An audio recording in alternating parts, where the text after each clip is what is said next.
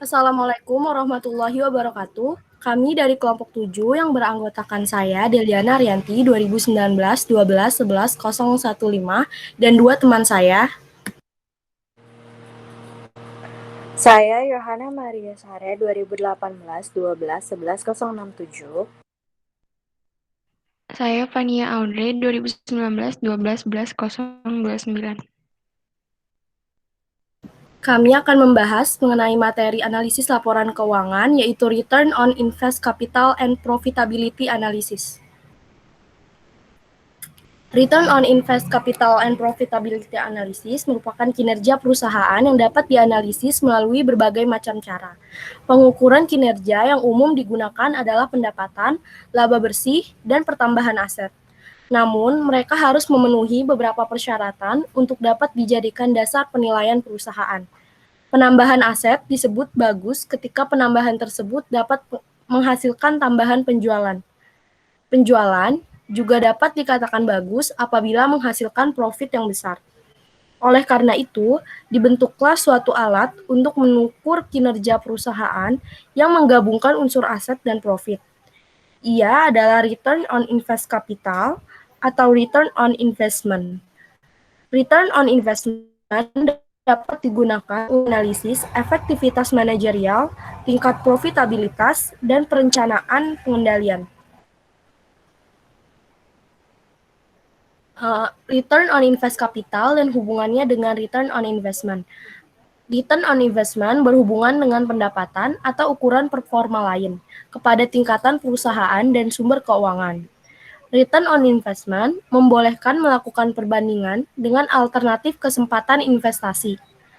Resiko investasi juga diharapkan untuk menghasilkan ROI atau return on investment yang lebih tinggi. Return on investment berpengaruh pada kecakapan suatu perusahaan untuk mencapai kesuksesan, menarik keuangan, membayar kembali kreditor, dan menghadiahkan kepada pemilik. Selanjutnya, return on invest capital untuk mengukur profitabilitas.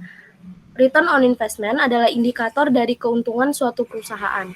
Return on investment menghubungkan kunci dari ukuran rekapitulasi dibagi keuntungan dengan keuangan. Return on investment menyampaikan pengembalian pada modal investasi dari perspektif keuangan yang berbeda.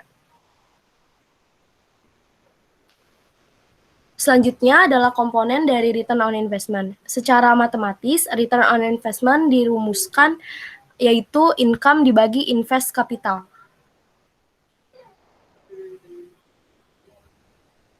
Definisi dari invested capital, tidak ada definisi yang baku untuk menentukan nilai invested capital dalam menghitung tingkat pengembalian atau rate of return.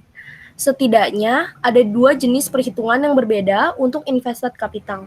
Yang pertama ada net operating asset atau NOA. Operating asset adalah total aset dikurangi dengan aset keuangan. Sedangkan operating liabilities adalah total liabilities dikurangi dengan utang jangka panjang atau interest bearing debt. Kemudian, operating asset dikurangi dengan operating liabilities akan menghasilkan net operating asset. Pengukuran pendapatan yang tepat untuk dibandingkan dengan NOA adalah net operating income after tax atau NOPAT, yaitu revenue dikurangi dengan operating expense dan tax. Selanjutnya adalah common equity capital. Perhitungan invested capital menggunakan jumlah rata-rata invested capital selama satu periode.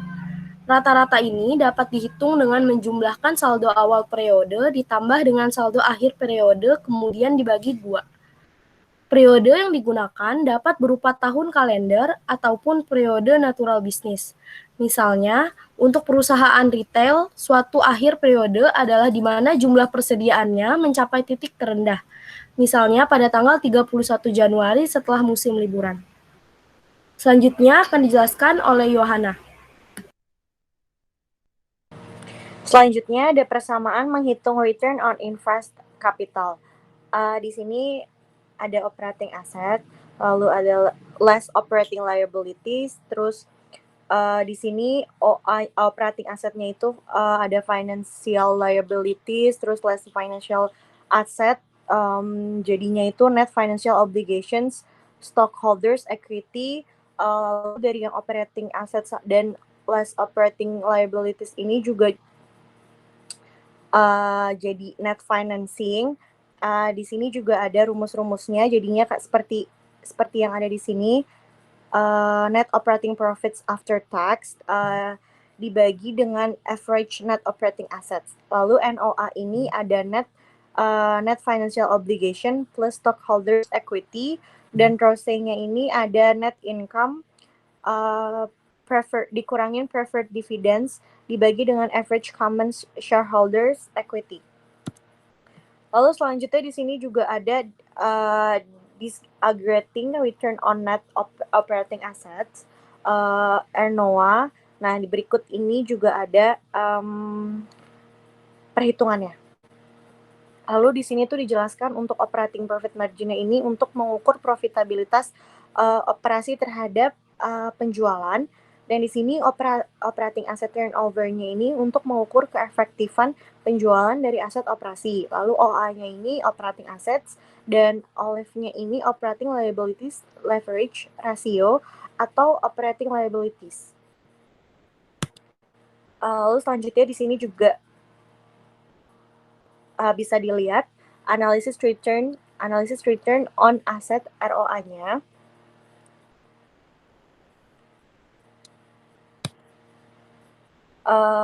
Lalu di sini ada analisis return on asset ROA-nya, pemisahan profit margin. Di sini ada NOPAT dibagi dengan sales. Lalu bisa dilihat juga ada rumus pre-tax PM-nya. Di sini pre-tax sales PM-nya ditambah dengan pre-tax other PM-nya. Lalu selanjutnya ada analisis return on assets, ROA, pemisahan margin laba. Di sini gross profit margin mencerminkan laba kotor sebagai persentase dari penjualan, lalu mencerminkan kemampuan perusahaan untuk meningkatkan atau mempertahankan harga jualnya. Nah, lalu di sini juga ada penurunan margin, mungkin menunjukkan bahwa kompetisi telah meningkat atau produk perusahaan ini telah menjadi kurang kompetitif atau keduanya. Lalu di sini juga ada selling expense dan juga general and administrative expense. Ini juga selanjutnya ada analysis return on common equity ROCE. Di sini peran dalam equity valuation-nya. Di sini ada rumus yang bisa kita lihat. Ini juga dapat disajikan kembali dalam bentuk future ROC di sini, di mana ROC sama dengan laba bersih yang tersedia bagi pemegang saham biasa atau setelah dividen preference dibagi dengan beginning of period common equity. Lalu selanjutnya ada analisis return on asset atau ROA, leverage dan ROC. Di sini leverage mengacu pada tingkat modal yang diinvestasikan dari selain pemegang saham biasa. Lalu jika perusahaan mendapatkan pengembangan atas aset operasi yang lebih tinggi daripada biaya utang yang mendanai aset tersebut, kelebihan pengembaliannya memberikan keuntungan bagi pemegang saham. Semakin besar perbedaan antara pengembalian common equity dan pemasok modal lainnya, maka semakin sukses pula atau gagal perdagangan ekuitas tersebut. Lalu selanjutnya akan dijelaskan oleh rekan saya, Fania. Selanjutnya ada analisis return on asset atau ROA, yaitu alternate view of ROCE disaggregation. Yang ROCE sendiri mempunyai rumus adjusted profit margin dikali asset turnover dikali leverage, atau net income dikurang preferred dividend dibagi average common equity sama dengan net income dikurang preferred dividend dibagi sales dikali sales dibagi average asset dikali average asset dibagi average common equity. Selanjutnya ada latihan soal. Latihan soal chapter 8, exercise 8.7. Nomor 1, manakah dari situasi berikut yang paling sesuai dengan rasio penjualan terhadap rata-rata aset berwujud bersih yang melebihi norma industri? Jawabannya yaitu C, perusahaan dengan sebagian besar pabrik dan peralatan yang sudah tua. Karena rasio penjualan terhadap rata-rata aset berwujud bersih dapat lebih tinggi jika perusahaan memiliki kapasitas operasional produksi yang lebih besar. Oleh karena itu, sebagian besar pabrik dan mesin meningkatkan hasil kapasitas operasi menjadi peningkatan penjualan. Yang kedua, ukuran pemanfaatan aset atau omset adalah jawabannya yaitu A, penjualan dibagi dengan rata-rata aset operasi bersih jangka panjang. Karena penjualan ke aset operasi bersih memberikan proporsi penjualan ke aset operasi yang merupakan ukuran terbaik dari pemanfaatan aset oleh perusahaan. Yang ketiga, pengembalian aset operasi bersih tergantung pada jawabannya yaitu C, margin laba operasi setelah pajak dan perputaran NOA. Pengembalian aset operasi bersih memiliki dua komponen yaitu margin laba operasi dan perputaran aset operasi. Maka opsi yang benar adalah opsi C.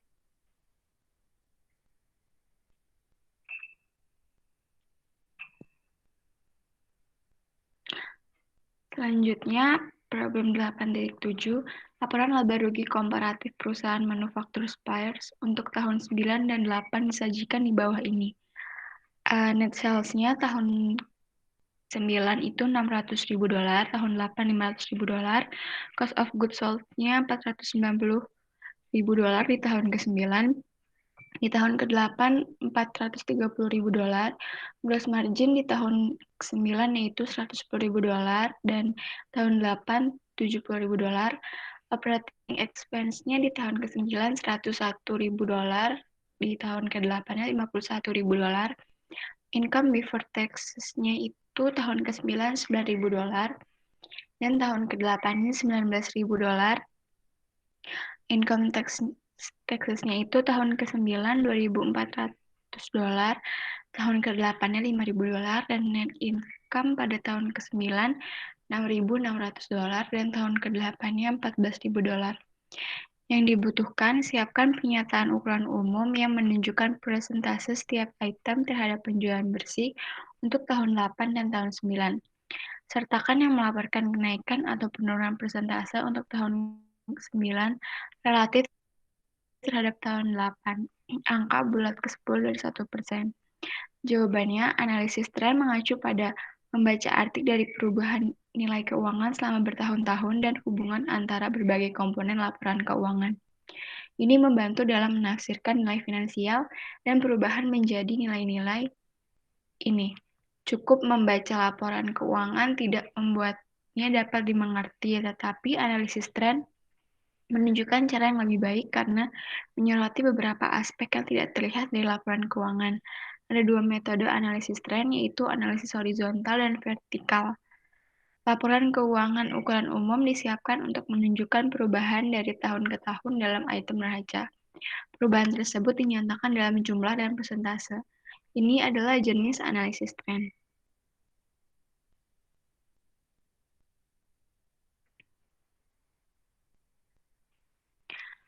Selanjutnya ada tabel Common Size Income Statement and Analysis, yaitu di sales revenue tahun ke-9-nya ada $600.000, tahun ke-8-nya ada $500.000, net change-nya didapat dari tahun ke-9 dikurang tahun ke-8 sama dengan $100.000, presentasinya menjadi 20%, lalu ada cost of goods sold-nya yaitu di tahun ke-9 minus $490.000 dan di tahun ke-8-nya minus $430.000. Net change-nya didapat dari tahun ke-9 dikurang tahun ke-8 yaitu menjadi minus $60.000. Didapat presentasi 13,95%. Lalu di gross profit-nya tahun ke-9 didapat dari sales revenue dikurang COGS yaitu menjadi $110.000 dan di tahun ke-8 juga sales revenue dikurang COGS sama dengan $70.000. Net change-nya jadi $40.000, presentasinya yaitu 57,14%. Dikurang oleh operating expense-nya tahun ke-9 $101.000 dan tahun ke-8-nya $51.000. Net change-nya tahun ke-9 dikurang tahun ke-8 jadi minus $50.000 dan presentasinya menjadi 98,04%. Lalu didapat income before taxes-nya didapat dari gross profit dikurang operating expense tahun ke-9 sebesar $9.000 dan tahun ke-8 $19.000. Didapat net change-nya sebesar minus $10.000 dan presentasinya minus 52,63%. Lalu income tax-nya tahun ke-9 minus $2.400, tahun ke-8-nya minus $5.000, net change-nya didapat $2.600, presentasinya minus 52%. Net income-nya didapat dari income before taxes dikurang income tax, tahun ke-9 didapat $6.600 dan tahun ke-8 sebesar $400.000. Lalu net change-nya sebesar minus $7.400 dan presentasinya menjadi minus 52,86%.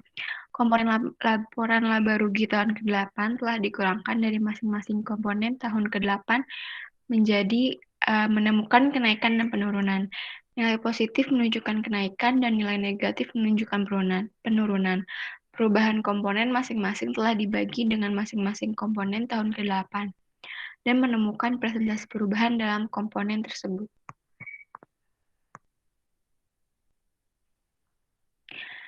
Yang B, interpretasikan tren yang ditunjukkan dalam perhitungan persentase yang Anda baca. Area apa yang diidentifikasi dari analisis ini yang harus menjadi perhatian manajerial? Jawabannya, selama 9 tahun penjualan meningkat 20%, harga pokok penjualan meningkat 13,90%, dan laba kotor meningkat 57,14%. Selama 9 tahun, biaya operasional telah meningkat sebesar 98,04%. Inilah yang menyebabkan terjadinya net pendapatan menurun 52,86%, pendapatan sebelum pajak turun menjadi 52,63%, dan beban pajak penghasilan telah diturunkan sebesar 52%. Hal ini merupakan masalah perhatian manajerial karena biaya operasional telah hampir 2 kali lipat. Manajemen harus mengambil langkah-langkah yang diperlukan untuk mengendalikan pengeluaran ini.